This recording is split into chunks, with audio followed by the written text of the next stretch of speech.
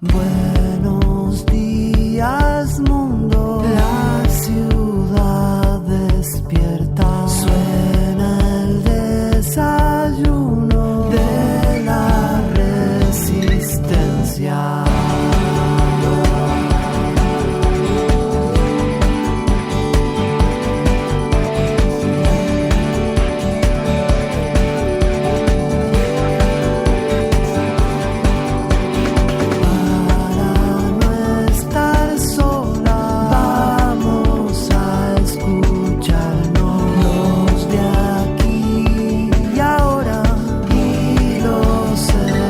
Expatriados.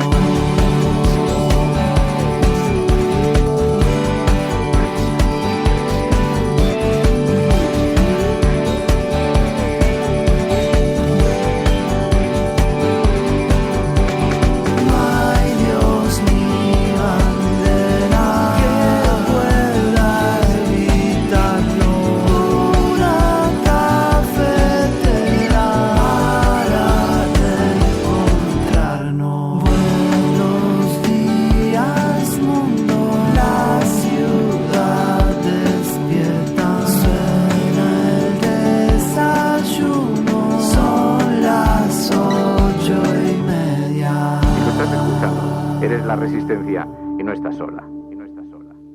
La Cafetera es un programa de radio que se financia gracias a las aportaciones de los oyentes. Si te gusta el periodismo que defiende y sientes que te acompaña, hazte mecenas y ayúdanos. Infórmate en radioCable.com/mecenas. Buenos días, Resistencia.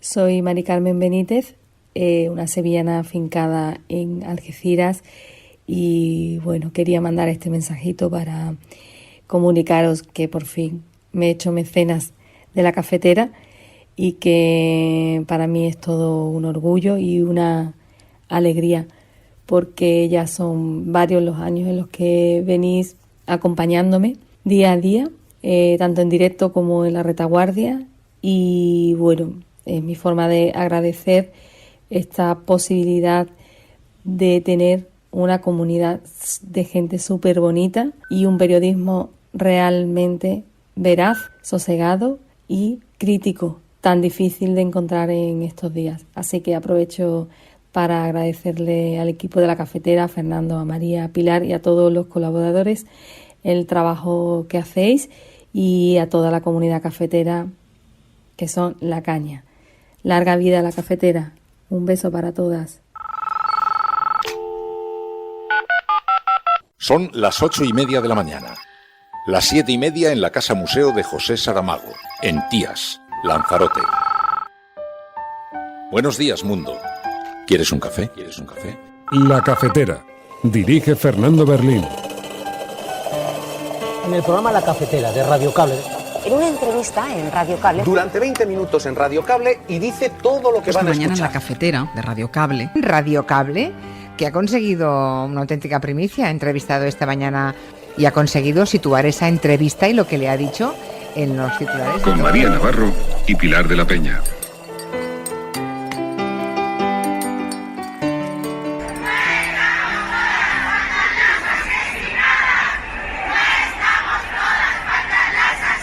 Creo que es muy importante que las instituciones no demos cabida a los negacionistas de la violencia contra las mujeres. Quien diga que la violencia no tiene género simplemente miente. Y eso es lo que hemos hecho, política de Estado, alcanzar un acuerdo con el mismo consenso que en el año 2017 para actualizar el Pacto de Estado contra la Violencia de Género, para convertir ese pacto en permanente y también para blindar su financiación y todas las medidas que nos permiten combatir hasta llegar al final de erradicar todas las formas de violencia contra las mujeres. Quiero recordar a las 1.118 mujeres asesinadas por violencia de género desde que en 2003 se empezaron a contabilizar, así como a las víctimas directas o indirectas de esta lacra, en especial a los niños y a las niñas. La violencia contra las mujeres constituye una violación de los derechos humanos y las libertades fundamentales e impide el total desarrollo de un Estado social y democrático de derecho. Va a haber también una enmienda, que también hubo como chascarrillos con esto, que hemos podido negociar para que haya una agencia que supervise los algoritmos. ¿Esto por qué? Bueno, hoy ya hay agencias que supervisan, por ejemplo, que cuando llamas a un 901 o un 902 no te estafen, te cobren lo que te tienen que cobrar, no sea un fraude. Esto ya existe. Bueno, pues hay que adaptarlo al siglo XXI. En consecuencia, queda aprobado el proyecto de Ley de Presupuestos Generales del Estado para el año 2022 y, de conformidad con lo dispuesto en el artículo 90 de la Constitución, se dará traslado del mismo al Senado.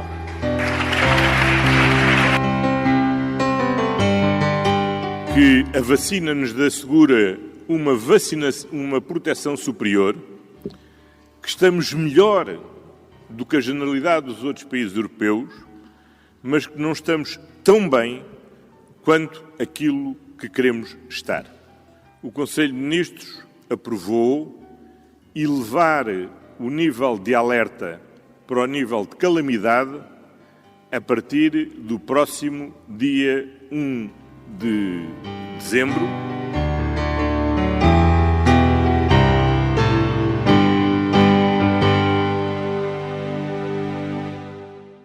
Muy buenos días, bienvenidas una mañana más aquí a la cafetera.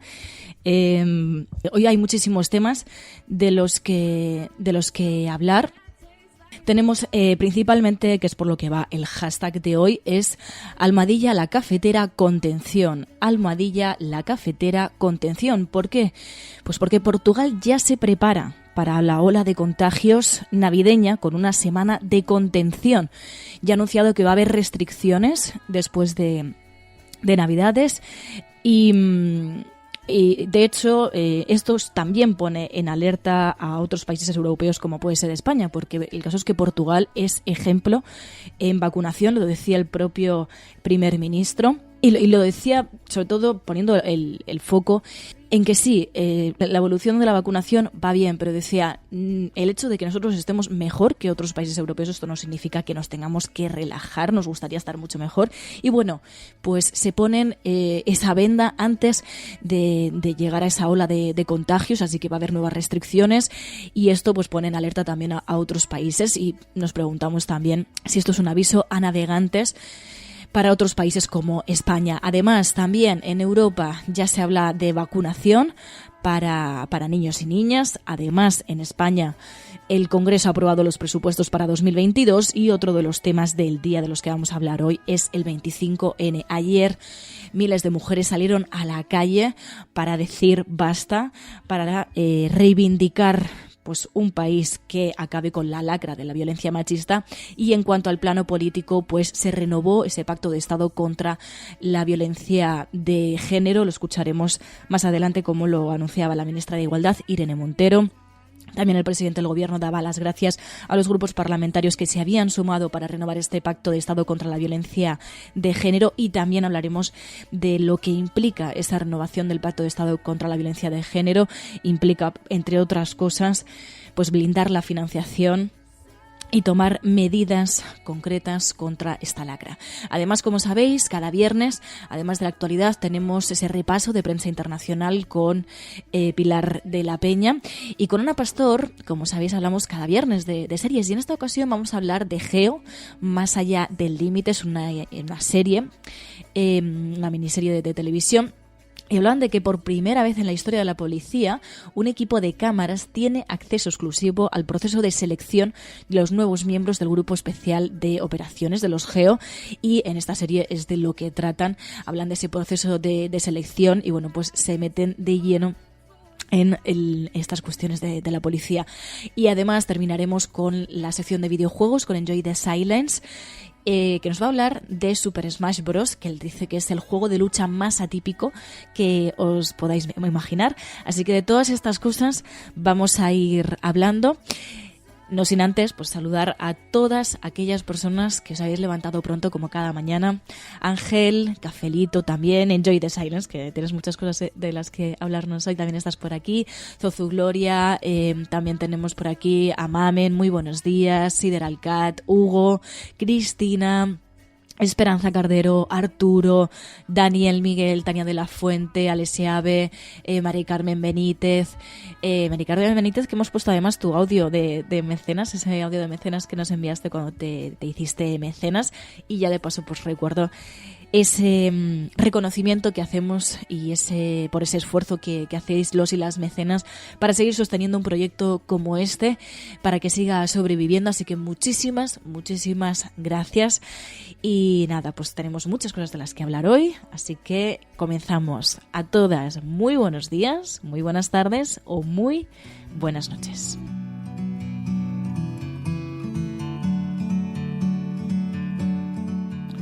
Que a vacina nos assegura uma proteção superior, que estamos melhor do que a generalidade dos outros países europeus, mas que não estamos tão bem quanto aquilo que queremos estar.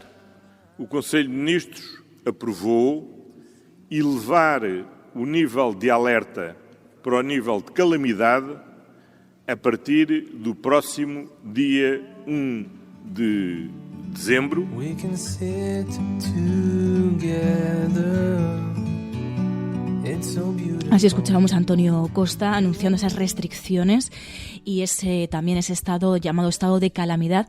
Estado de calamidad, precisamente declararlo, pero para que se puedan imponer pues estas restricciones. Insistía, ¿no? Que sí, que la situación está bien en Portugal, que la vacunación está funcionando, evidentemente, pero bueno, que eso no significa que no haya que prevenirse, que no haya que prevenir pues una ola de contagios para Navidades, ¿no?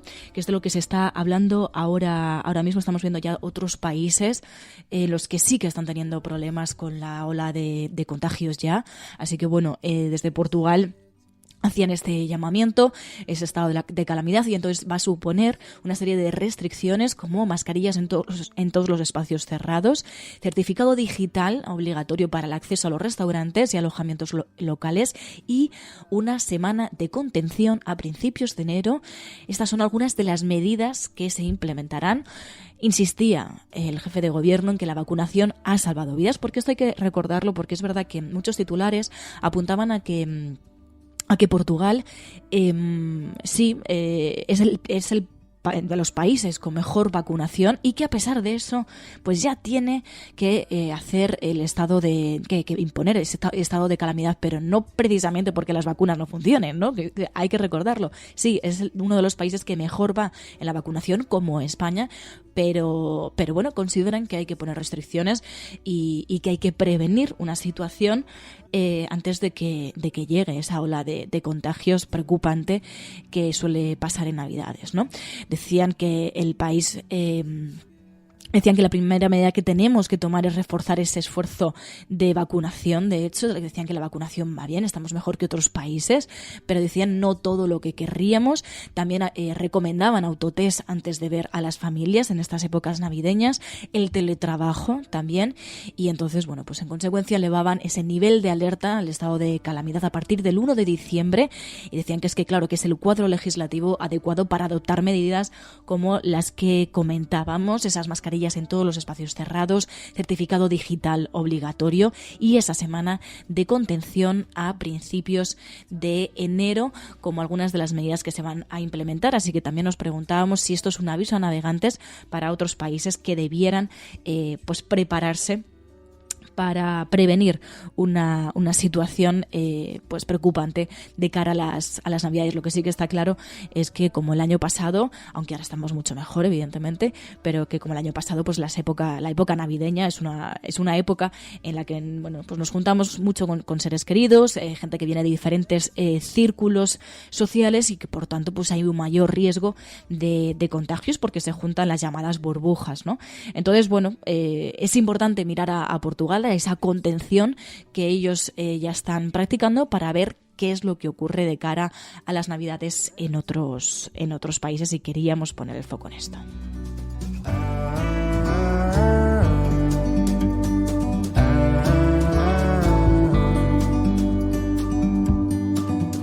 You and me were meant to be in the great outdoors.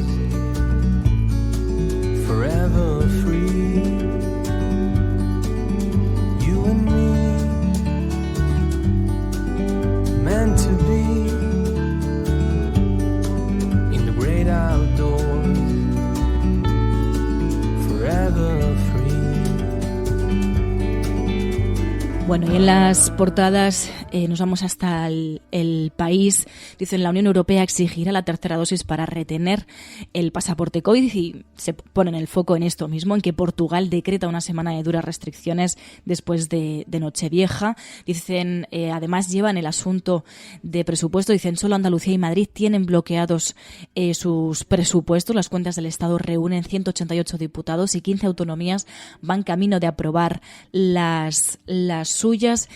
Y en el diario El País también llevan esa imagen de portada sobre el 25N, sobre cómo ayer miles de mujeres salieron a la calle, miles de personas salieron a la calle para decir basta. El lema era hartas de violencias machistas, pedían soluciones. De esto vamos a hablar a continuación, pero como digo, pues es un tema que ha llamado la atención evidentemente a muchos medios de comunicación. También otro asunto es el asunto de los presupuestos que llevan en el diario ABC. Dicen, el nacionalismo cobra 400 millones extra a Sánchez para apuntalar la legislatura. Y en el diario El Mundo también llevan el tema de las cuentas y del nacionalismo. Dicen, Sánchez ata la legislatura con unas cuentas a medida del nacionalismo. Y sin embargo, en La Vanguardia ponen el foco lo que decíamos antes, de que España pues podrá vacunar a los niños y niñas de 5 a 11 años a mediados de diciembre, porque la Unión Europea autorizó ayer la vacunación de menores con Pfizer para avanzar en su normalización escolar. Estas son las informaciones destacadas por la prensa de papel, pero como sabéis, pues también ponemos el foco en la prensa digital, que también llevan esas manifestaciones del 25N. En el diario.es dicen, movilizaciones en todo el país exigen políticas públicas ambiciosas para combatir la violencia machista. Ayer lo escuchábamos en las calles, hartas, decían, y no estamos todas, faltan las asesinadas.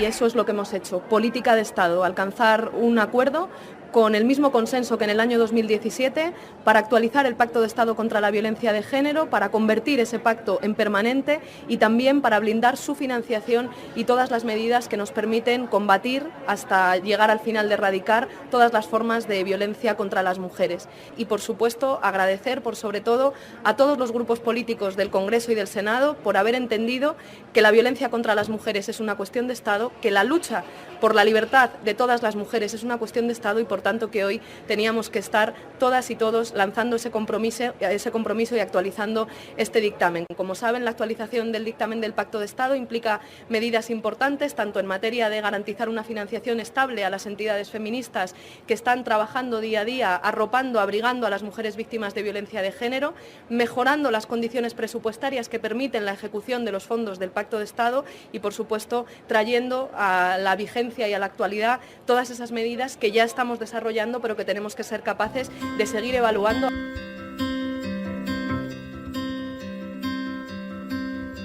Darling, I know it's hard to let go. Soon I will hold you again. Long Así lo escuchábamos esa manifestación en la calle y también a la ministra de Igualdad, Irene Montero, anunciando ese acuerdo que ha habido, ese acuerdo político para renovar el Pacto de Estado contra la Violencia de Género. Como veníamos aquí contando en estos últimos días, ya lo veníamos advirtiendo, esa renovación del Pacto de Estado contra la Violencia de Género y también pues que se blinde la financiación para políticas contra la violencia de género. Sin embargo, en este acuerdo político en el que estuvo la mayoría de grupos parlamentarios, apoyaron renovar el Pacto de Estado contra la Violencia de Género. Hay que decir que fueron todos los grupos, menos Vox, menos la ultraderecha política, los que pues renovaron este Pacto de Estado contra la violencia contra las mujeres en este 25 de noviembre, pero sin embargo la ultraderecha no estuvo. A pesar de los bloqueos, de los intentos de boicot y de bloqueo de la ultraderecha, ayer en el Congreso, Meritxell Batet, la presidenta del Congreso, dijo estas palabras. Señorías, continuamos el pleno de esta semana en el Día Internacional de la Eliminación de la Violencia contra las Mujeres. Quiero recordar a las 1.118 mujeres asesinadas por violencia de género desde que en 2003 se empezaron a contabilizar, así como a las víctimas directas o indirectas de esta lacra, en especial a los niños y a las niñas. La violencia contra las mujeres constituye una violación de los derechos humanos y las libertades fundamentales e impide el total desarrollo de un Estado social y democrático de derecho. Muchas gracias.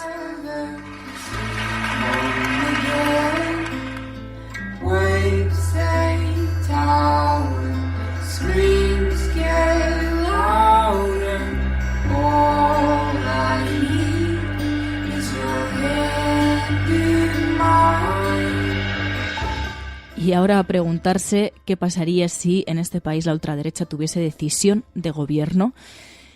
Pues un 25N no sería como el que vimos ayer.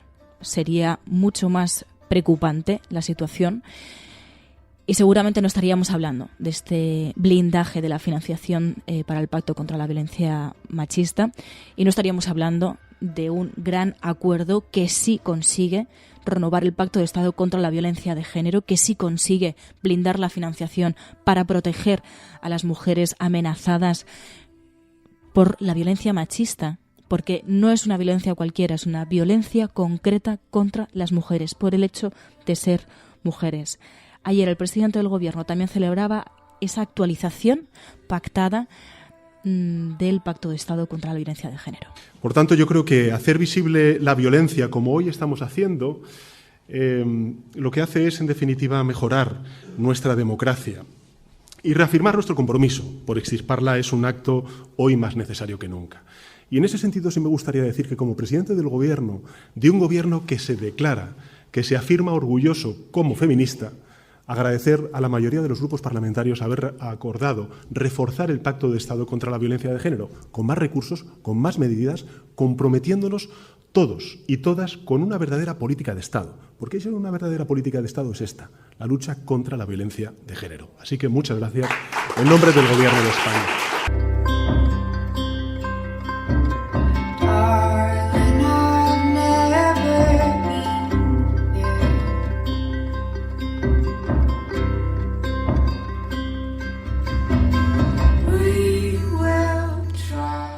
Se agradecía al presidente del Gobierno, a todos los grupos, a todos aquellos grupos que sí que habían acordado esa renovación, esa actualización del Pacto de Estado contra la Violencia de Género, que insistimos, Vox no estuvo en este acuerdo, se quedó fuera de la foto y esto tendría que hacer pensar muy mucho a aquellos partidos que piensan en pactar con este partido, con el partido de la ultraderecha que se desmarca de un pacto tan importante como es el Pacto contra la Violencia de Género en nuestro país, que se repensasen esa posición y la posibilidad de gobernar con ellos. También, precisamente, sobre la posición de la ultraderecha en cuanto a la violencia machista. Aquellos que niegan que exista la violencia de género. Decía la ministra de Igualdad en Televisión Española, quien diga que la violencia no tiene género está simplemente mintiendo. Creo que es muy importante que las instituciones no demos cabida a los negacionistas de la violencia contra las mujeres. Quien diga que la violencia no tiene género simplemente miente. Quien diga que la violencia no tiene género está haciendo que muchas mujeres en nuestro país, cuando escuchan eso, si a lo mejor están sufriendo una situación de violencia psicológica, de violencia económica, que sus maridos o sus parejas les impidan trabajar y les dejen en casa para tenerlas dependientes económicamente, de violencia física, que muchas mujeres piensen, bueno, lo que me está pasando es normal. Como decía Miguel Lorente, un excelente delegado de Gobierno contra la violencia de género que ha tenido este país, mi marido me pega lo normal, ¿no? Pues eso se tiene que acabar y el mensaje institucional tiene que ser rotundo, contundente, de absoluta unidad y sin fisuras. La violencia machista es una cuestión de Estado, es el gran problema que tiene nuestro país, el principal problema de Estado que tiene nuestro país, porque las mujeres somos más de la mitad de la población y, por tanto, absoluta unidad para establecer todos los mecanismos en la prevención, en la detección precoz, en la atención integral y en la reparación para todas las mujeres, especialmente las que nunca han recibido atención de las políticas públicas, las migrantes, las mujeres con discapacidad, aquellas mujeres que siempre han estado en los márgenes de las políticas públicas.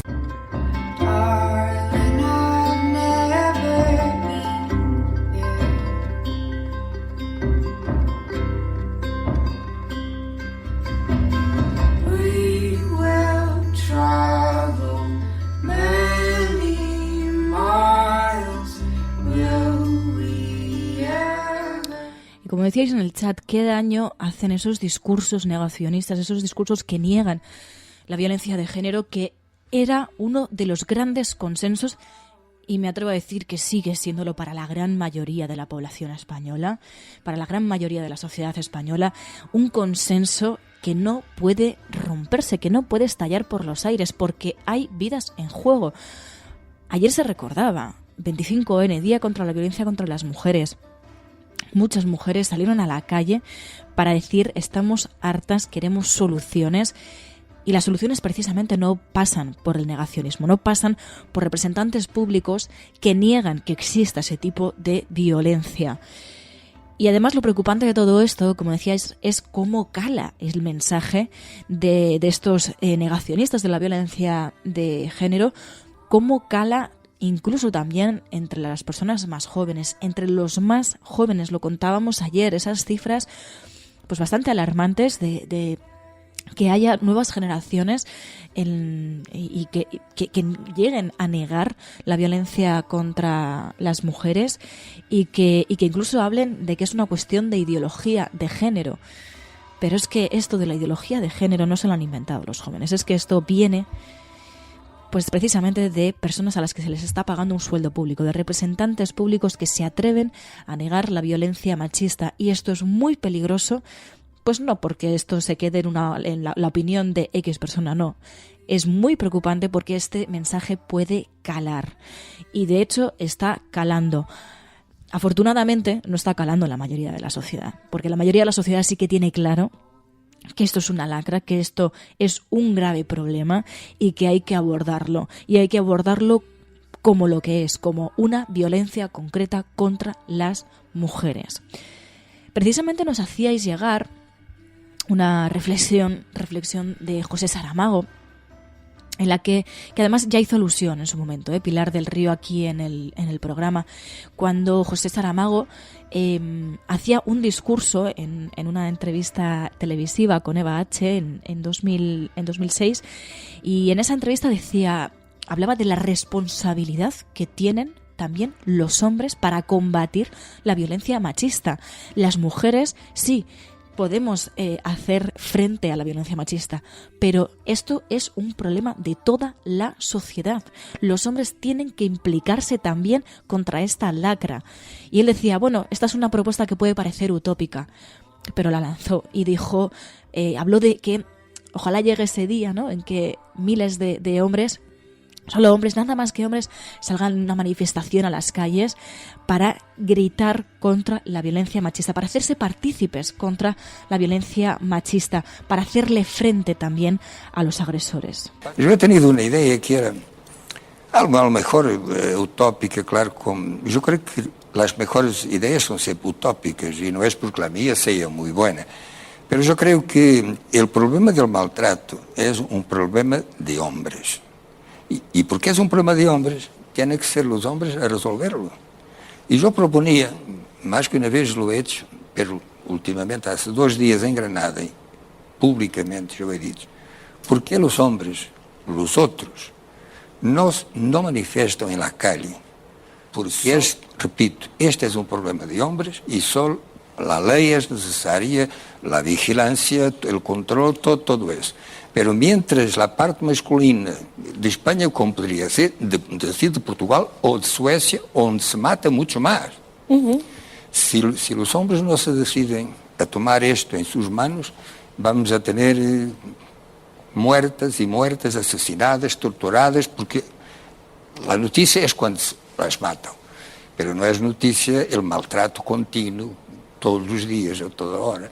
Esto tiene que acabar. ¿Quién somos nosotros los hombres ahora para imaginar que tenemos sobre la mujer poder maravilloso? Pero hombres manifestando en la calle. Y algo que no fuera un episódico, algo que se hiciera de una forma multitudinaria para que se notara, porque eso tendría, creo yo que tendría un impacto mediático muy fuerte. Desde luego que sí. Y no es porque la idea sea mía, porque esta es una obviedad, porque tienen que manifestarse los hombres en relación a los maltratos, porque son ellos quienes tienen que manifestarse. Esta es la respuesta.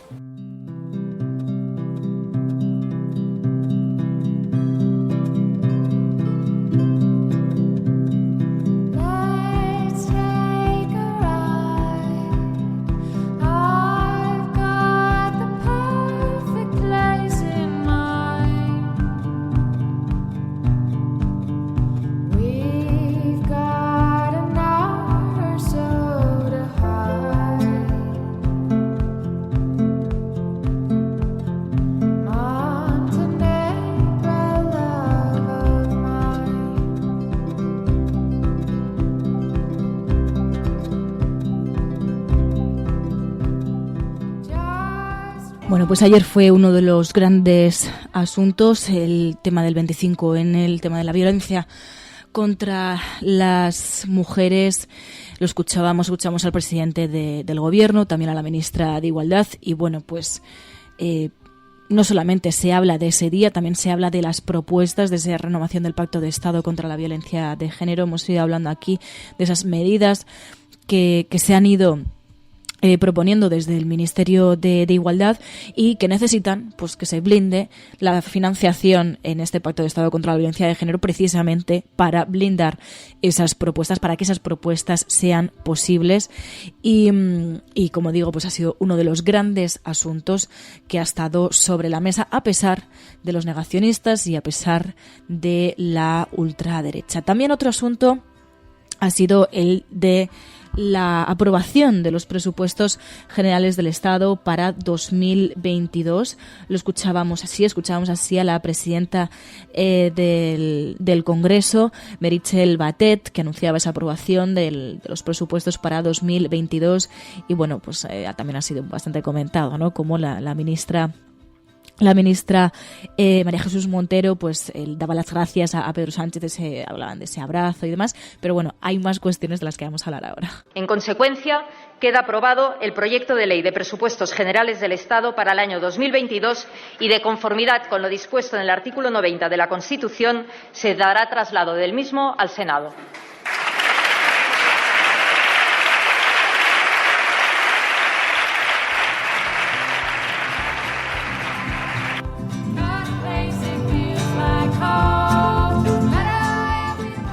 Y precisamente hablando de presupuestos, nos encontramos con que sí, se ha conseguido que salgan adelante esos presupuestos. Recordaban en Público.es que ha sido posible, en parte también, a ese apoyo que ha hecho Esquerra Republicana y Bildu. Decía las medidas que los enemigos de España han introducido en los presupuestos y que van más allá de Cataluña y Euskadi. Dicen que además de los acuerdos relativos a sus territorios, a sus respectivos territorios, pues los partidos acusados por la derecha de querer romper España, decían, han logrado introducir otras mejoras a los presupuestos en favor de todos los ciudadanos, dicen, vengan de donde vengan. Y, por ejemplo, hablaban de la reforma de las pensiones. Decían Esquerra Republicana y Bildu conjuntamente han conseguido incorporar a través de la negociación presupuestaria importantes medidas al proyecto de ley sobre la reforma de las pensiones, que será avalado previsiblemente, decían, el próximo jueves en el Congreso. Hablaban de esa reforma de las pensiones como uno de los acuerdos que se han llegado a acordar gracias en parte a estas formaciones. También decían que Bildu ha acordado con el Ejecutivo hacer permanentes por ley las medidas de protección social adoptadas por la pandemia y que actualmente están prorrogadas con decretos, es decir, la prohibición de desahucios sin alternativa habitacional y el aplazamiento temporal en el pago de la renta del alquiler. Lo podéis ver en Público.es, van desgranando esas propuestas que han salido adelante, en parte gracias al apoyo de Esquerra Republicana y de Bildu, que más allá pues de esas propuestas que podían ofrecer para sus territorios, concretas para sus territorios, pues que también han hecho posible pues acuerdos como el de las pensiones y también como este asunto de los desahucios, y van desgranando, como decía, con varias propuestas sobre esos enemigos de España, supuestos enemigos de España, que han aportado para que se lleven adelante propuestas como estas, que no solamente afectan a las personas que viven en los territorios de los que vienen Bildu y Esquerra Republicana, sino que pues han aportado también al conjunto del Estado. Luego, además, también hablando de Esquerra Republicana, en el diario.es llevan una entrevista a Oriol Junqueras, que dice que para la sociedad española sería muy útil tener una derecha verdaderamente democrática. Dicen que el líder de Esquerra Republicana remete contra sus socios y les reclama que resuelvan sus contradicciones internas. Dicen, hemos visto cómo miembros de Junts intentaban impedir la aprobación de los presupuestos. De esto hablamos también aquí, de los presupuestos en Cataluña, se lo comentamos también, lo hablamos con Aina Vidal, y finalmente pues fue posible ese acuerdo entre Esquerra Republicana y los comuns, y como sabéis, hubo bastante polémica con el asunto de presupuestos. Pero también en el diario.es diario.es hablan de que los países vecinos de España refuerzan la tercera dosis del pasaporte COVID ante la nueva ola. Lo comentábamos antes, esa nueva ola que, bueno, pues ya está azotando en algunos países y que otros, como Portugal, pues ya se están preparando para la ola navideña. En el diario.es dicen países del sur de Europa con altas tasas de vacunación y una situación epidemiológica parecida a la de España, pues ya aprueban nuevas medidas para contener los contagios en Navidad. De ahí lo que comentábamos con el asunto de Portugal, de si es un aviso a navegantes y de si España pues tendría que darse por aludida después de esta determinación que ha tenido Portugal frente a la ola navideña. Y también en el diario Infolibre hablan de las cuentas de 2022 y dicen que el peso de la sanidad en los presupuestos autonómicos se reduce en 2022. Dicen que en la Comunidad de Madrid, La Rioja y Comunitat Valenciana el peso de la inversión sanitaria respecto al gasto total retrocede 2 puntos o más, mientras que Andalucía es la única donde aumenta. Y dicen que a la espera de la tramitación parlamentaria, la Comunidad de Madrid dedicará en 2022 a la sanidad 1.300 euros por habitante frente a los 1.691 de media de las regiones que ya han presentado cuentas. Esto es muy interesante porque es importante poner el foco también en cuál es la implicación de cada autonomía, cuál es la implicación de cada representante público para reforzar la sanidad en una situación en la que todavía no hemos salido de la pandemia y que ya hay una gran resaca, ya hay una gran preocupación, ya hay un gran cansancio, un gran hastío en la sanidad pública entre los trabajadores y las trabajadoras sanitarias por todo el trabajo que llevan hecho, por todo el desgaste que llevan desde el comienzo de la pandemia y que encima ahora pues no ven reforzado el personal sanitario, no ven reforzados los servicios y de hecho esto repercute directamente en las personas que hacen uso de estos servicios sanitarios, en los ciudadanos y las ciudadanas que ven que la sanidad pública no se está cuidando. Ellos nos cuidaron, ellos y ellas nos cuidaron y ahora nosotros y nosotras no les estamos cuidando. Y tienen que verse en situaciones realmente difíciles, sobre todo en atención primaria, para intentar atendernos de la mejor manera posible, pero no hay recursos suficientes. Así que sí, esta es otra de las grandes cuentas pendientes que habrá que abordar, que tenemos que abordar ya como sociedad y tiene que abordarse también desde la política, y va a ser muy importante poner el foco en cuál es la inversión y cuál es la preocupación que tienen los gobiernos autonómicos en este asunto.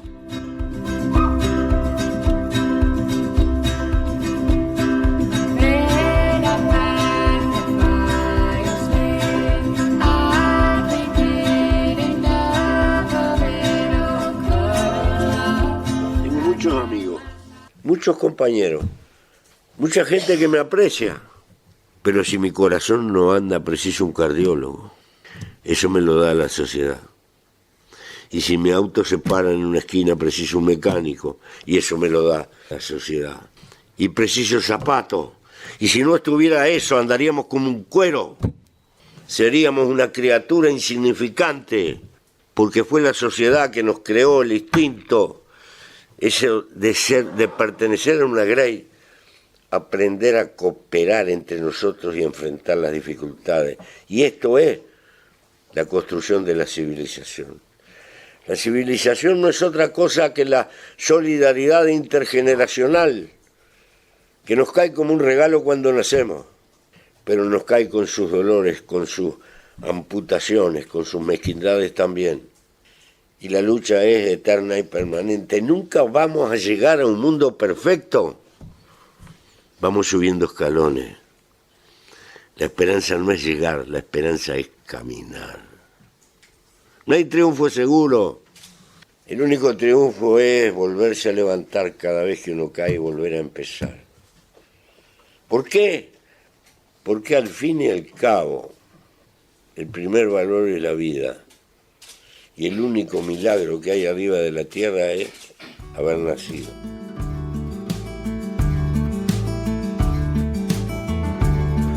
You want me to wake up, but I'm strangled in my sleep. You want me to shape up. Bueno, y antes de pasar a la página internacional, había algunos asuntos que queríamos mencionar. Por un lado, del que hablaba Íñigo Errejón ayer en el Congreso de los Diputados, que hablaba de la necesidad de que haya una agencia que supervise los algoritmos. Hablaba de todos esos ejemplos en los que nos encontramos, en los que pues bueno, te salta, por ejemplo, publicidad sobre algo que tú habías estado comentando. También de cómo influye que te salga cierta publicidad, sobre todo a las personas más jóvenes, para cómo influye también negativamente. Lo decía así. Va a haber también una enmienda, que también hubo como chascarrillos con esto, que hemos podido negociar para que haya una agencia que supervise los algoritmos. ¿Esto por qué? Bueno, hoy ya hay agencias que supervisan, por ejemplo, que cuando llamas a un 901 o un 902 no te estafen, te cobren lo que te tienen que cobrar, no sea un fraude. Esto ya existe. Bueno, pues hay que adaptarlo al siglo XXI. ¿Por qué? Todos ustedes saben que todos los días nos salta publicidad en las redes sociales. A veces incluso de forma que alarma un poco. Uno habla con sus amigos de que quiere un restaurante y le sale en el móvil publicidad de cenas en posibles restaurantes. No es un problema que te salte esta publicidad cuando se trata de zapatillas o de un restaurante. Pero ¿qué pasa cuando las empresas de redes sociales, merced a un algoritmo que no conocemos, hacen que, por ejemplo, a una chica que tiene trastornos alimenticios le salte siempre publicidad sobre dietas milagrosas? ¿Qué pasa cuando a alguien que está en el paro, curiosamente, le salta siempre publicidad sobre cómo apostar a criptomonedas? ¿Qué pasa, por ejemplo, cuando no sabemos, porque no hemos auditado, cómo funcionan los algoritmos que deciden, hoy que es día de lucha contra la violencia machista, cuando una mujer está más en riesgo o menos de sufrir violencia machista? Necesitamos supervisar los algoritmos para que tengamos transparencia y podamos proteger a los colectivos más vulnerables.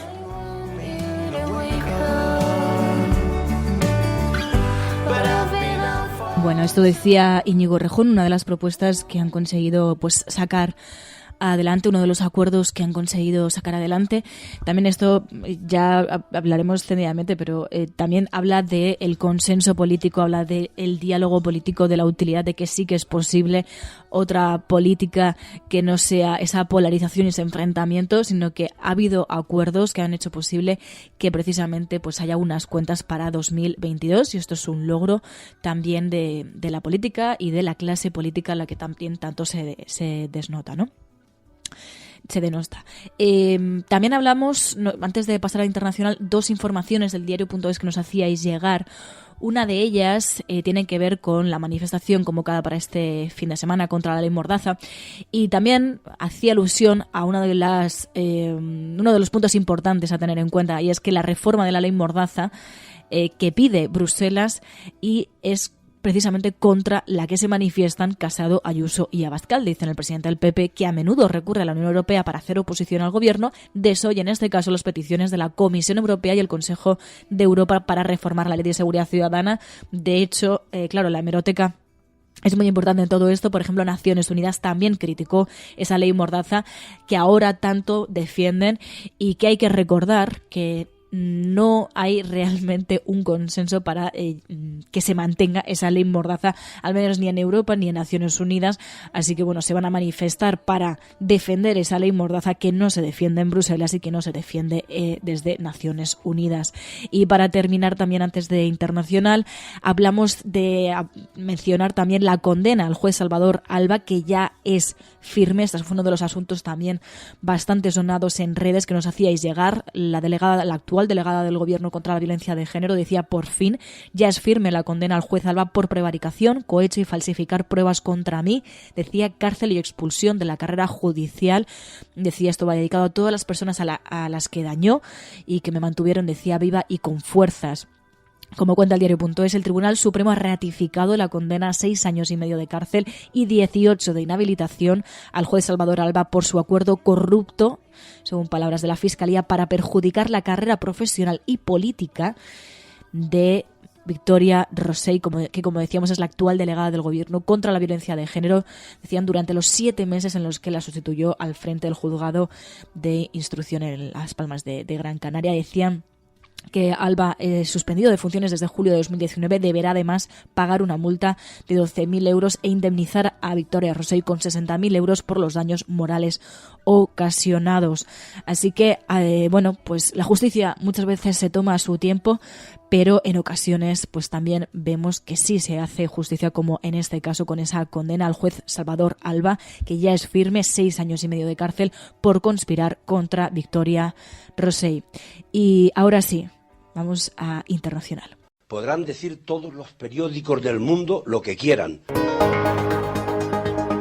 Secessionist parties in Catalonia have wasted no time following the reconvening. Vamos a esta hora con información de último minuto. A esta hora en España, el ex vicepresidente del gobierno... En España finaliza el recuento de votos en los comicios municipales y autonómicos con una participación del... En las últimas semanas hemos podido comprobar cómo los medios de comunicación internacionales... Imagínense cualquier lector de la prensa extranjera que descubre que al que se propone para el Banco Mundial... A Spanish nurse who helped treat 2 Ebola victims in Madrid has tested positive for the disease herself. Spain announced that a nurse is the latest to be diagnosed. Bueno, pues ya sabéis que los viernes abrimos una página diferente para referirnos a la información internacional que se publica sobre España, pues es una manera de comprobar también cómo se proyecta la imagen de nuestro país en el exterior, y lo hacemos con Pilar de la Peña. Buenos días, Pilar. Hola, buenos días. En una semana en la que algunas informaciones nos han llamado la atención porque había debate sobre la presencia de Casado en esta misa por Franco. Ha sido destacado en varios medios de comunicación internacionales, ¿no? Sí, el The Guardian, el diario británico, fue el primero que se hizo eco del escándalo.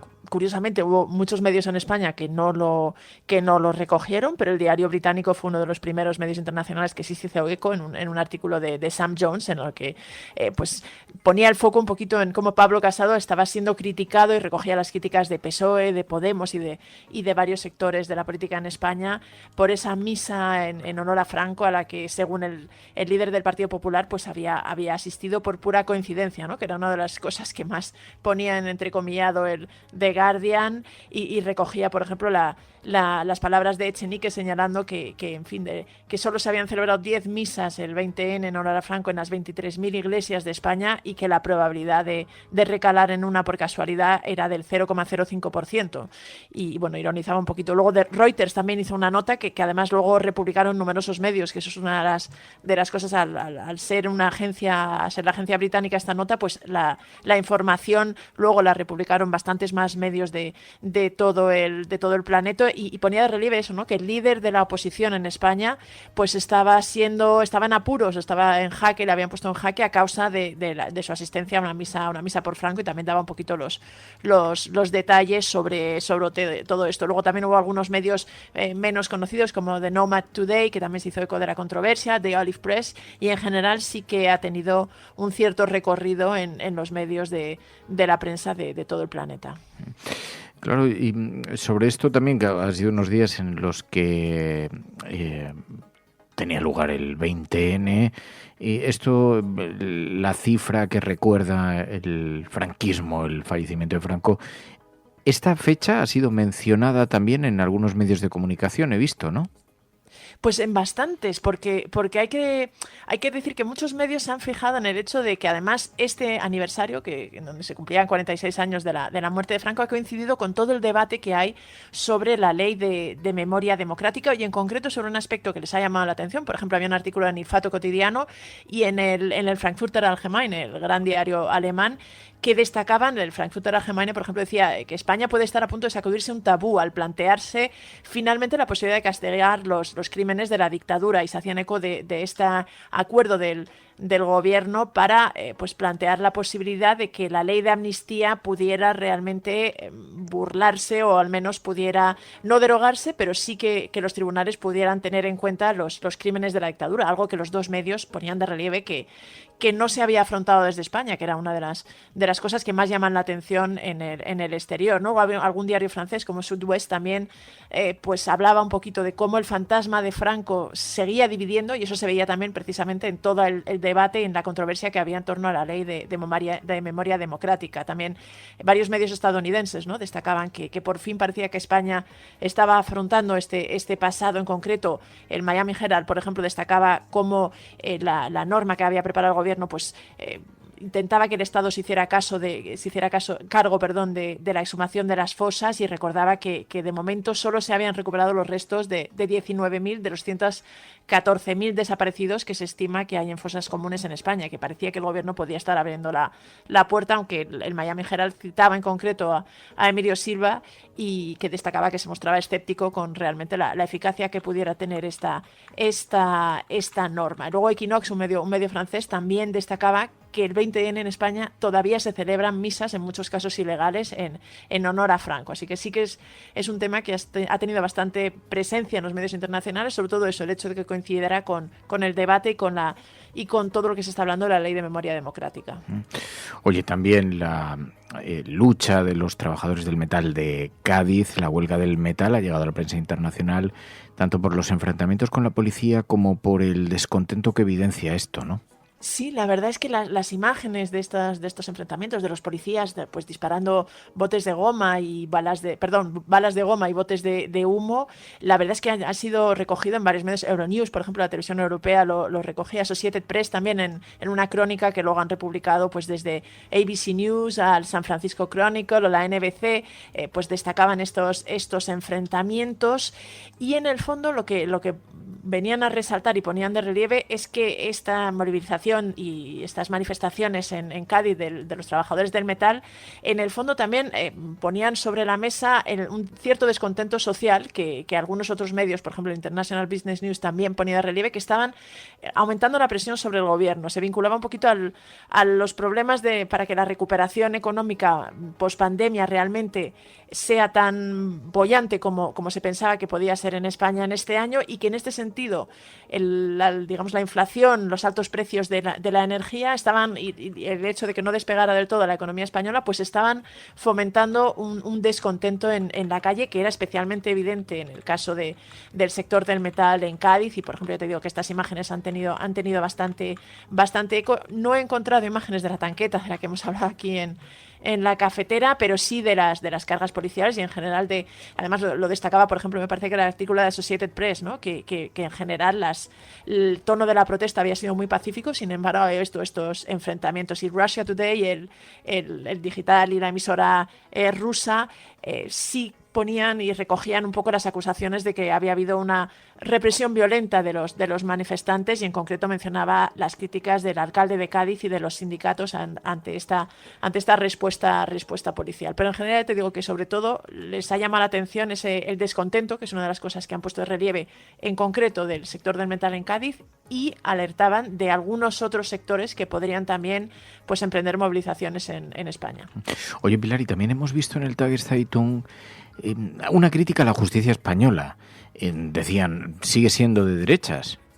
Muy contundente, la verdad es que sí, este reportaje ha dado bastante que hablar, este reportaje del diario, el Tageszeitung, que también le llaman el Taz por las abreviaturas en alemán, el reportaje de Rainer Wandler, el corresponsal aquí en España, y trazaba un poquito un retrato de la actual situación de la justicia española.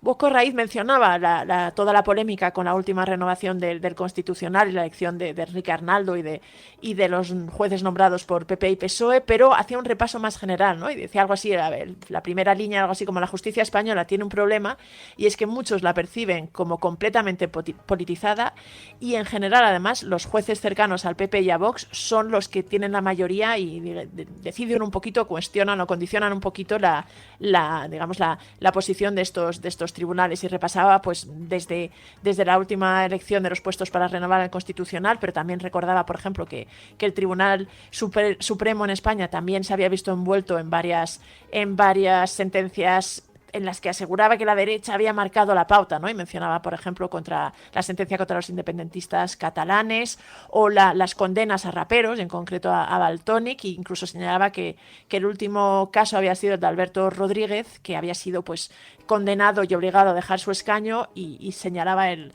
Taz algo así como dice: cuando se trata de políticos conservadores, incluso de muy alto perfil, o incluso el rey emérito, el poder judicial no es tan estricto.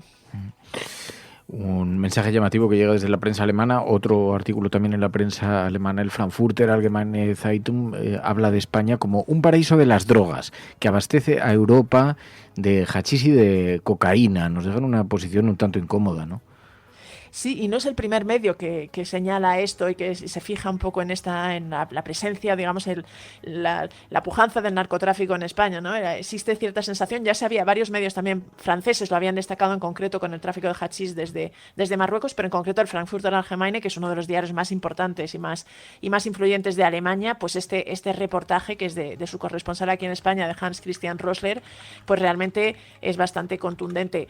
Se fija sobre todo también además o destaca que las bandas de narcotraficantes que operan en España se han vuelto además cada vez más atrevidas y de hecho pues da los detalles de 2 o 3 operaciones pues llamativas. Por ejemplo, habla de cómo una escuela de vuelo en Cádiz fue, digamos, cerrada por la Guardia Civil al descubrir que varios de los pilotos se dedicaban precisamente a transportar de contrabando, a pasar de contrabando grandes cantidades de hachís desde Marruecos a España, pero mencionaba que también en Málaga habían visto cómo se estaba utilizando drones para realmente llevar o fomentar este tráfico de drogas, pero sobre todo lo que ponía de relieve es que España se había convertido hasta cierta forma en la gran puerta de entrada de la droga a Europa, y decía esta frase, ¿no?, que es la que Europa se abastece de hachís y de cocaína a través de España, y que a pesar de los esfuerzos de la policía española, que ya te digo que sí mencionaba varias operaciones desarticuladas, pues estaba la sensación de que este problema se estaba enquistando, y señalaba que además en muchos casos era precisamente en las localidades a donde los alemanes les gustaba ir de vacaciones. Pues Pilar de la Peña, gracias como siempre, Pilar. Gracias a vosotras.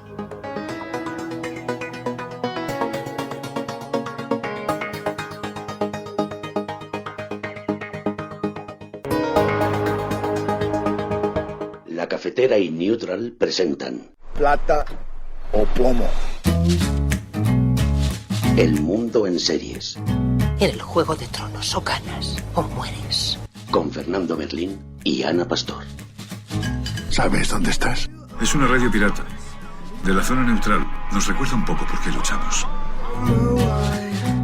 La noche es oscura y alberga horrores. La noche es oscura y alberga horrores. Nada cambia de golpe. Si estuvieras en una bañera que se calienta poco a poco, morirías hervida sin darte cuenta. Hola, habla con Walter White. Plata o plomo, el mundo a través de las series de televisión, de las películas, de los documentales, con Ana Pastor, Neutral. Ana Pastor, muy buenos días. Muy buenos días. Bueno, qué propuesta tan interesante. Fíjate que la he cogido con un cierto escepticismo, porque en los días en los que estamos con la manifestación de algunos policías contra arreglar la ley Mordaza, las cuestiones policiales que siempre parecen algo arrogantes, yo reconozco que cogía la serie con prejuicios y sin embargo me ha hecho entender mejor a la policía, valorar más su trabajo, especialmente esta policía el de esta policía tan de élite, y eso que lo he cogido con escepticismo, decía, porque además más allá del límite. Me ha parecido muy impactante, muy impactante. En Amazon Prime Video es un rodaje a tiempo real sobre un proceso de formación de los policías que tratan de acceder a los grupos especiales, a los grupos operativos especiales, y realmente es muy impactante. Me deja bastante impactado, sinceramente. Yo te la recomendé porque me ha gustado muchísimo. Creo que es un ejercicio, por un lado, periodístico, porque nunca habíamos tenido acceso a ese proceso de selección. Es verdad que a priori puedes pensar que es un documento propagandístico antes de verlo, por el acceso que tienen las cámaras al proceso. Y bueno, básicamente es lo que tú has contado. Son 8 capítulos de 50 minutos. El arranque de la serie documental son unas 200 personas, creo recordar, que ya son policías nacionales pero que quieren acceder a la élite de los cuerpos especiales, y van quedando cada vez menos, y no hago spoiler porque está publicado. Finalmente quedan 12 para el proceso final, ¿no? El rodaje se hizo incluso durante la pandemia en 2 localizaciones, en Guadalajara y en Ávila, que son las academias que tiene la Policía Nacional.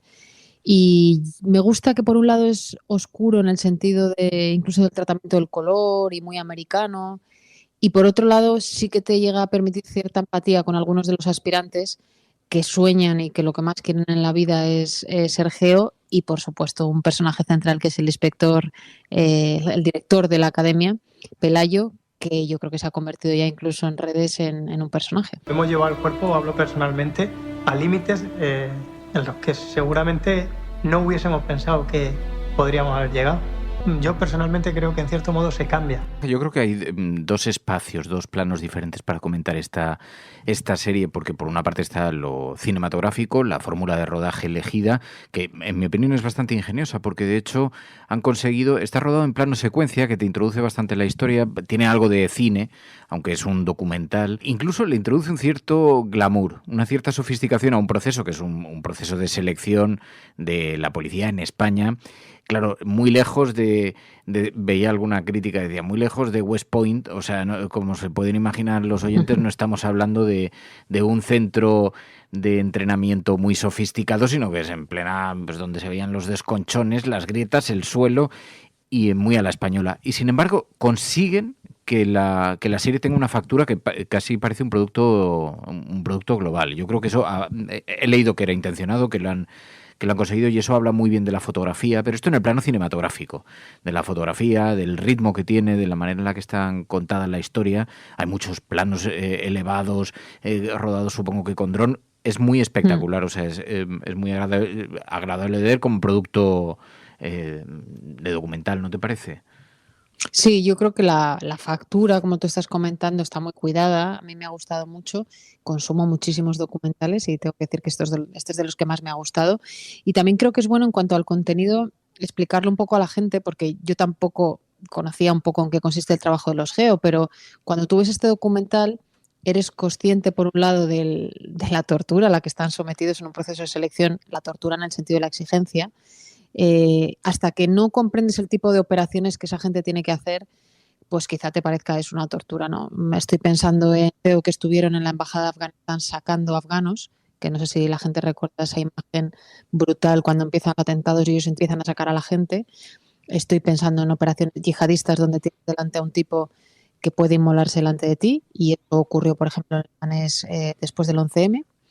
O en asaltos a barcos de los narcos o operaciones muy complicadas, ¿no? Por tanto, es gente que además de una resistencia física brutal, porque la tienen, sobre todo tienen una fortaleza mental que les obliga a mantener la mente fría, a tomar decisiones en segundos que pueden poner en riesgo su propia vida y de los demás. Y todo eso creo que se ve muy bien en el proceso, es muy interesante. Digamos que estas convivencias es una singladura larga que aún no se ha acabado. Así que vamos a empezar a racionar un poquito los víveres. Les daremos una caja de comida para cada dos. ¿Entendido? Sí, señor.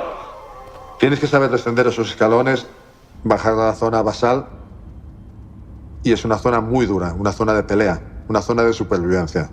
El proceso de selección, que es muy exigente, yo decía, pero no solamente es físico, como dice Ana Pastor, tiene mucho que ver con lo psicológico, pero sí, allí se desvelan algunas prácticas, claro, para que de un grupo que vemos, creo que empezaban más de 100, pero bueno, de lo que el grueso que vemos es de 100 personas, solo vayan a entrar 12, eso dice uno de los propios policías, es pura matemática, o sea, de aquí la mayor parte de ustedes seguro que van a abandonar, cuanto antes mucho mejor, y les someten a unas pruebas, meterles en medio de la noche en el río Tajo a ver quién es el primero que antes de congelarse en invierno, además. En invierno, antes tira la toalla, ¿no? Pero no solamente las pruebas físicas, y a mí me ha gustado, luego he tenido la oportunidad de profundizar, de leer un poquito más sobre los entrenamientos de estos cuerpos especiales, que son muy exigentes, y me ha gustado, claro, dicen, lo relevante es que ellos siempre tienen que saber que son un equipo porque de tu compañero depende que vayas a seguir vivo o no en muchas circunstancias, pero a la vez tienen que poder demostrar que son capaces de sobrevivir a prácticamente cualquier situación, ¿no? Y esto es brutal, es brutal. Ahora, yo desde luego estaba viendo, digo, vamos, no sería capaz de superar 15. Psicológicamente me parece que la gente, si te presentas a una prueba de esos, tienes que estar ya muy preparado físicamente y mentalmente, ¿no? Pero ostras, es que es de un exigente que llega un momento que dices, ¿y todo esto para qué? Sí. Por eso el inspector Pelayo todo el rato les repite que lo más importante para superar tantas pruebas tan difíciles es que no desees nada más en tu vida que ser GEO, porque si no, no aguantas. O sea, ¿para qué estás sometida a esa presión y ese sufrimiento si quieres más que nada en la vida que ser GEO, ¿no? Y luego ha habido algo que me ha llamado mucho la atención, después viendo que estos mismos instructores, qué es lo que valoraban o dónde ponían el foco, decían, no solamente hay que ver, claro, para que puedas estar en un grupo de estas características, tienes que tener unas condiciones físicas muy concretas, extraordinarias, que no todo el mundo tiene. A lo mejor a ti te puede apetecer muchísimo y puedes estar muy capacitado, muy preparado para otras cuestiones, pero si no reúnes esas condiciones físicas que son necesarias para que estar al límite en esas situaciones, pues no puedes entrar. Pero luego decía, hay cosas que son más objetivables y que se descubren después. Por ejemplo, el apoyo familiar que tengas o no para formar parte de un cuerpo que un día te dice mañana estás en Afganistán, al día siguiente estás en un buque navegando, protegiéndolo de los piratas en el océano, o la cuestión que sea, ¿no? O participar. Pero claro, si tu entorno familiar no es especialmente estructurado, especialmente cuidado de eso, es imposible que puedas formar parte, porque vas a estar condicionado, ¿no? Entonces son un montón de características que dicen no todo el mundo las reúne. Y además pues son de una exigencia absolutamente bestial, ¿no? Sí, es verdad que muchos de ellos proceden de ambientes de policías y eso probablemente haga que les ayude más a comprender, ¿no? el nivel de preparación que necesitan, etcétera, pero no todos vienen de ese ambiente y creo que la serie refleja muy bien, la serie documental, que no es ficción, insistimos, refleja muy bien algunos valores que creo que son transversales y que en este caso están pues muy visibles, ¿no? No solo el esfuerzo, la capacidad, el mérito, sino también el compañerismo. Y eso que tú has dicho se repite muchísimo, ¿no? Que continuamente te recuerdan que si tú fallas pones en riesgo a los demás, pero que si otro falla también tienes que apoyarle porque si no la operación se va al traste. Y hacen muy bien también el hecho de convertir algunas de las historias de los que acaban este proceso, pero también de los que no, para que sepas cuál es su historia, para que sepas cómo es su vida, si tienen familia o no, cómo reaccionan las familias según van pasando las fases o según caen. Y eso te hace empatizar mucho más, ¿no? Yo creo que al final a mí hay una historia que me ha gustado especialmente, que es uno de ellos cuyos padres son sordos ambos. Y me parece muy tierno a la vez que meritorio cuál ha sido la vida de ese chico y que ahora ya es un hombre, lógicamente, y cómo ha conseguido pasar todas esas pruebas de vida, además de las de Geo, ¿no? Entonces, bueno, creo que hay una parte humana que también a mí me ha sorprendido en un ambiente tan casi militarizado, ¿no? Como es los Geo. Absolutamente, absolutamente. Ahora, extraordinariamente confiable. Una cosa que me llamaba la atención, decía, claro, la vida de nuestros embajadores, especialmente en los lugares más sensibles, muchas veces está en manos de los Geo, no son operaciones nunca sencillas y no solamente aquí lo que vemos es el comportamiento, cómo tienen que generar en sus compañeros la confianza de que en cualquier situación de peligro, por extrema que sea, no se va a quedar desamparado un compañero de otro. Pero yo lo veía y decía, claro, es gente que claramente son sobrehumanos, o sea, tienen unas condiciones físicas de la hostia, tienen una capacidad para mantenerse fríos y tranquilos en situaciones de máxima tensión de todo tipo, de toda suerte, de toda naturaleza. Yo lo pensaba y decía, es gente en la que pondrías tu vida en sus manos y, y a la confiarías, ¿no? Y están entrenados además para darte esa seguridad y esa tranquilidad, ¿no? Y es una pasada, pero dices, pero claro, es un cuerpo de élite con una formación física que está fuera de lo común, ¿no? Sí, pero digo que a la vez son humanos, ¿no? Cuando ves alguna escena de ellos hablando con sus familias, hay algunos que renuncian durante el proceso, que se te parte un poco el alma, ¿no? Han conseguido llegar muy lejos, pero realmente asumen que no van a poder con tanta presión, ¿no? Y que esto es un ensayo, que cuando tengas delante de un yihadista la presión va a ser multiplicada por 1.000.000, ¿no? Y bueno, me parece que está muy bien esa parte más humana, más tierna, más real, porque claro, tú lo ves y como tú dices, no te puedes identificar con ellos por la vida que llevan y por todo lo que consiguen, ¿no? No, y sobre todo porque están fuertes como armarios. Pero yo decía, sí hay algo que Todo hombres, por cierto, ¿eh? Eso me ha llamado la atención Todo también. hombre, sí. Y no sé si... ¿Tú has leído algo sobre esto? ¿Hay mujeres que están en el cuerpo, que están en el este de operaciones especiales? A mí no me consta que haya ahora mismo Geo. De hecho, en ese proceso de 200 personas que se ve al principio, no creo recordar que en ningún plano se veía una mujer, pero también llama la atención que tampoco lo haya entre los instructores. O sea, probablemente ese es el otro escalón al que todavía tampoco han accedido, ¿no? Pues Piensa que en el ejército, por ejemplo, general operativa todavía no hay ninguna. Hay 2 generales mujeres, pero no son generales operativas. Y bueno, estamos hablando también de cuerpos de élite en el caso de Geo de la Policía Nacional, ¿no? Pues es este grupo especial de operaciones Geo. A mí me ha parecido muy interesante, entre otras cosas, porque tumba un poco los tópicos y también todas las imágenes preconcebidas que uno se imagina, y más en estos tiempos donde las actuaciones policiales también son puestas muchas veces en cuestión, y sin embargo ves el trabajo de gente extraordinariamente profesional en unas situaciones absolutamente al límite, que se ocupan de las operaciones que no se pueden ocupar el resto de los policías, precisamente porque son demasiado peligrosas o porque exigen una cualificación muy especial, ¿no? Y se encarga esta gente. Es interesante, obviamente pues tiene ese componente así casi militar y de formación así muy... Pero es muy interesante, yo creo, y como documental para ver el funcionamiento interno de estos grupos es interesante. Así que te lo agradezco, Ana. Gracias. Cuídate. Un abrazo. Plata o plomo. El mundo en series. En el Juego de Tronos, o ganas o mueres. Con Fernando Berlín y Ana Pastor. Peggy 18.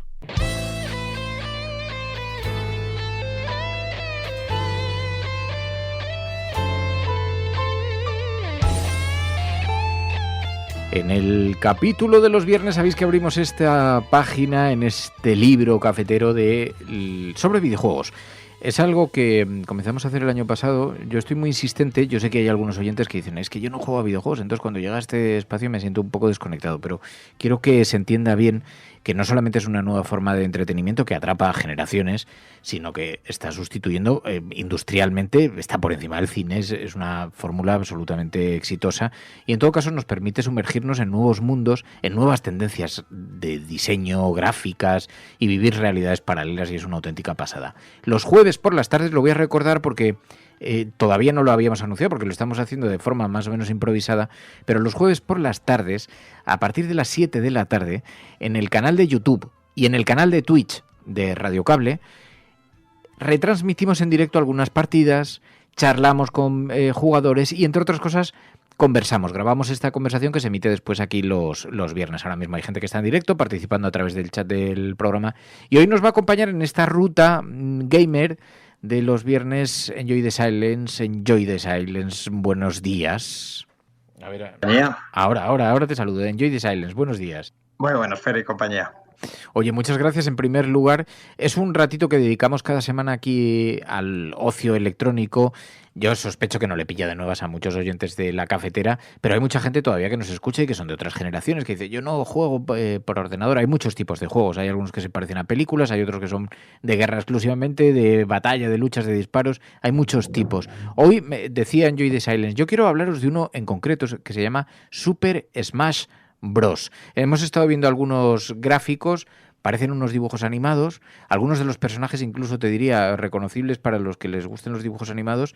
¿Qué tipo de videojuego es? Es un juego de lucha, pero es el juego de lucha más atípico que os podéis encontrar. Estamos hablando de un juego de lucha crossover entre no ya solamente los personajes de Nintendo, que sería lo normal y que de hecho con eso esa fue la premisa inicial, sino que es el crossover definitivo de cualquier, o sea, de este medio, del medio de los videojuegos. Podemos encontrar personajes representados de, por ejemplo, Final Fantasy, de Dragon Quest, de Kingdom Hearts, de los rivales históricos entre sí de los juegos de lucha que son Street Fighter, Tekken, incluso el legendario King of Fighters también. Podemos encontrar, por ejemplo, Castlevania, podemos encontrar representados en forma de ayudantes, pues otras sagas como Golden Sun, por ejemplo, que es una de las sagas más menospreciadas, por desgracia, de Nintendo. La friolera de 89 personajes jugables con 113 escenarios con 2 versiones adicionales diferentes, o sea, 339 escenarios representados además con más de 1.100 canciones, o sea, una puñetera lista de Spotify entera. Y en total la lista de juegos ascienden a 400 y algo, de todas las compañías, aunque solamente sean leves menciones. Nos dice Chris Mola, dice, bueno, hay un montón de personajes de Nintendo, hay que focalizar parte en esto, dice, pero es para jugar en grupo con amigos, ¿es así? Sí, a ver, lo puedes jugar tú también solo, de hecho tiene un modo historia pensado tanto para un jugador como para varios, pero sobre todo enfocado para el modo historia de un jugador. Tiene incluso modos, y esto es lo más surrealista, puedes hacer torneos en los que puedas no participar y no pueda participar nadie, o sea, simplemente pues como si tú te vieras un torneo de fútbol o de cualquier deporte, y de hecho lo hemos hecho unos amigos y yo, de hacer un torneo así mientras comíamos y cenábamos y tal, Pero en total la lista de jugadores es hasta 8 jugadores. Y además es súper configurable, lo puedes hacer por equipos, lo puedes hacer individual, puedes configurar la inteligencia artificial de los enemigos, con lo cual lo puede jugar cualquier tipo de persona de cualquier edad y de cualquier experiencia jugando videojuegos. Puedes configurar, por ejemplo, los objetos también, que eso es una parte importante del juego, porque te puede cambiar por completo el devenir del juego. Si quieres poner los ataques finales, lo que quieras, lo puedes configurar a tu antojo y encima tienes incluso 3 o 4 sistemas de juego distintos de mandos, con lo cual la experiencia es prácticamente para todos los públicos. Dice Zares, lo que más mola es jugar con los colegas, y que no tienes que matar al rival, solamente echarle del escenario. Y este de Switch es historia viva del videojuego. Podríamos hacer un tormento de cafeteros, dice también Feto Precioso. Yo no sé, claro, porque es para Nintendo, ¿no? Sí, es para Nintendo, y es para Nintendo porque salió en la Nintendo 64 si no recuerdo mal, en el 1999. Y esto es importante porque, curiosamente, un año antes, Square Enix, bueno, la actual Square Enix, la anterior Squaresoft, antes de fusionarse con otra compañía llamada Enix, de la cual también hablaremos, crearon un juego llamado Evergate, que no lo conoce nadie, pero curiosamente tiene una mecánica que tiene Smash Bros., que es la de los escenarios con varios niveles, con varios pisos. Es decir, no solamente luchas en un 1 contra 1, 2 contra 2 o una perspectiva en 2D, sino que también puedes saltar en los escenarios para cubrirte, para hacer ataques aéreos, ataques en picado, o incluso simplemente para evitar que caigas al escenario. Que también, por cierto, los combates se pueden poner incluso a vidas y a porcentaje de vida, como en cualquier juego de lucha tradicional. O sea que, pero sí, es historia viva del videojuego, eso por descontado, y de eso es de lo que queremos hablar. Veo a Mario Bros jugando, no sé si puedes jugar con ese personaje. ¿Puedes jugar con todos los de Nintendo o con muchos de ellos? Porque si tiene tantos... teniendo en cuenta la enorme cantidad de sagas de Nintendo que han salido, y algunas de ellas que están ahora mismo en un limbo, que no sabemos si va a haber una siguiente entrega o no, puedes luchar con muchos personajes muchos de los personajes desde conocidos luego, de estos. Claro, los más principales desde luego están. Dice Chris Mola, ¿sacarán algún otro o ya este es el final? Este es el punto clave. Y esto es lo que nos deja un poco a los fans dubitativos, porque esto es importante. En 2015 falleció el expresidente de Nintendo, Satoru Iwata, que es además uno de los co-creadores de este título. Y es muy amigo del otro co-creador del título, que es Masahiro Sakurai. Desde los años 90 lo llevaban desarrollando la franquicia, y cuando estaba a un mes de fallecer por un cáncer bastante agresivo, le prometió Sakurai a su mejor amigo que iban a hacer el título más definitivo, vamos a decirlo así, más importante, el título más completo de todos los de la saga. Y lo que ha hecho es, efectivamente, lo sacó en 2018, ha ido lanzando 2 pases de temporada con varios personajes adicionales de pago, y en cuanto salió el último, el mismo día, por cierto, en el que se anunció, el mismo día en el que Pau Gasol fue trending topic por su marcha del baloncesto, ese mismo día anunció además que se iba, que ya dejaba de hacer videojuegos de momento, incluso dejó de hacer comentarios en la revista más prestigiosa de Japón, en Famitsu. Con lo cual ahora mismo no sabemos si va a haber nuevo título, cuándo va a haber un nuevo título, qué personaje va a tener ese título, porque están ahora mismo en el Ultimate todos los personajes que ha salido en toda la saga, junto con bastantes añadidos, así que veremos a ver. Me decías, es muy importante también tener unas palabras, un reconocimiento para los creadores.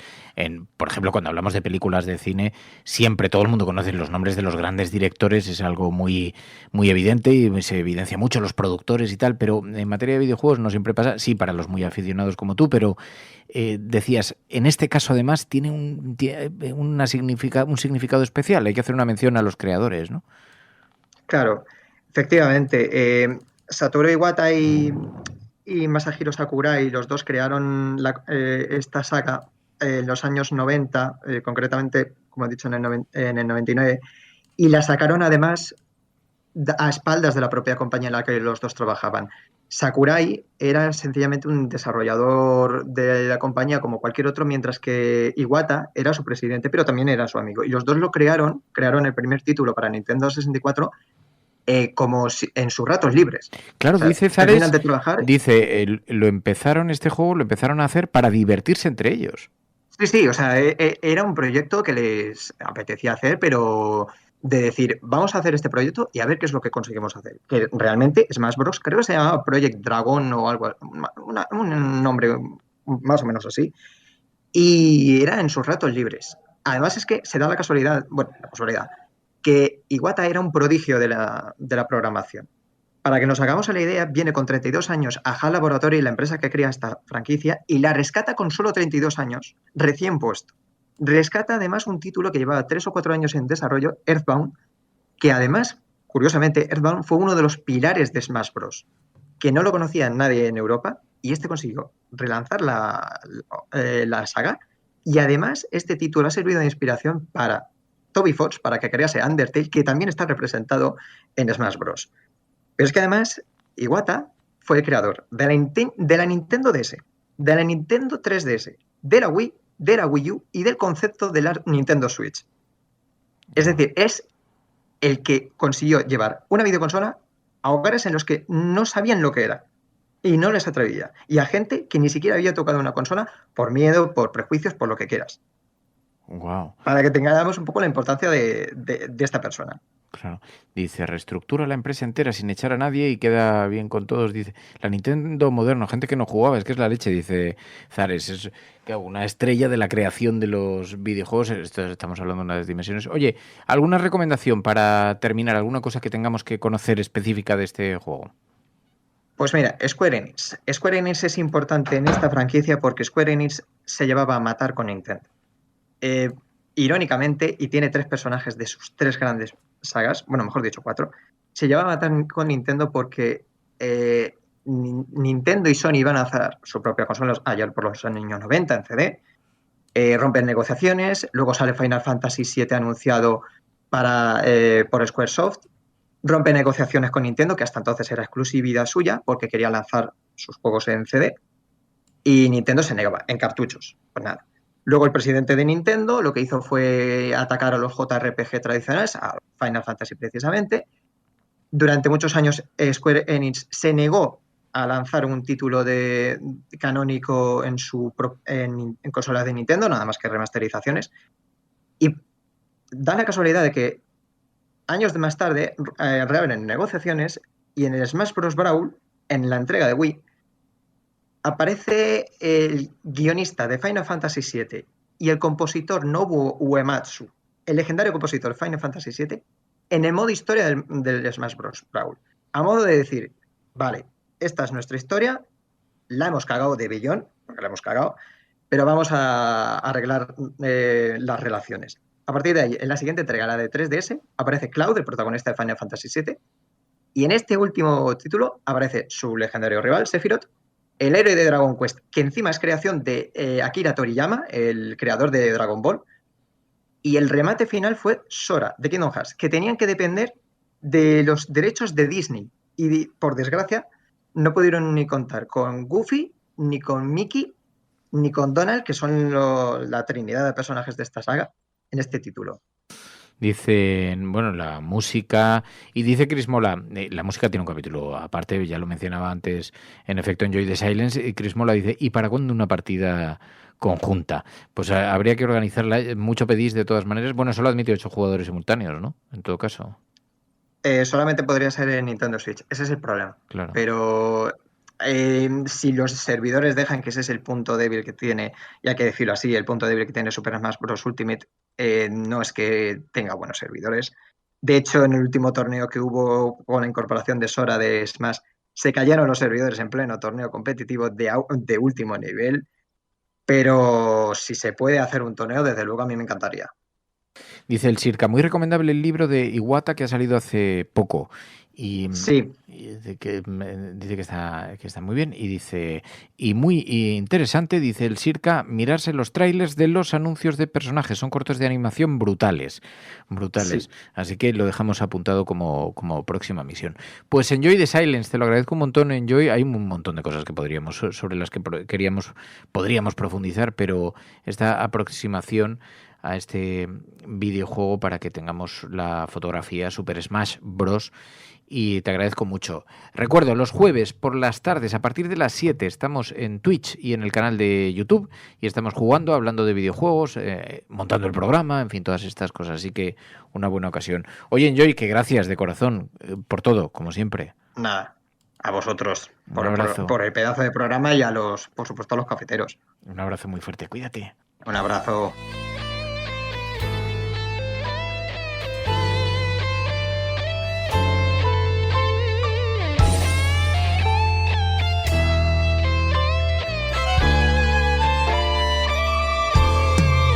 La Cafetera es un programa de radio que se financia gracias a las aportaciones de los oyentes. Si te gusta el periodismo que defiende y sientes que te acompaña, hazte mecenas y ayúdanos. Infórmate en radiocable.com/mecenas.